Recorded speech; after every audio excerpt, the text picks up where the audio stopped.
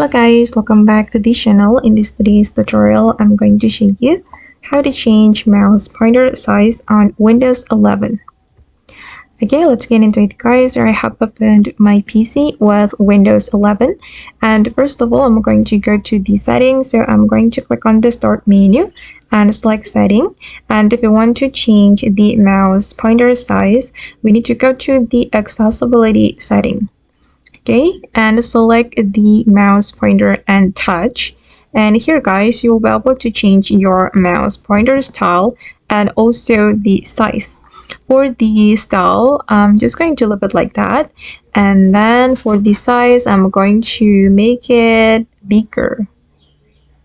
Okay, I think that's enough. Okay, and this is the size I have applied to my mouse pointer, and I'm just going to go back. Okay, it's bigger, right? Okay guys, and that's all the way to change mouse pointer size on Windows 11. I hope this tutorial will be useful for you. Thank you so much for watching, and see you in the next video.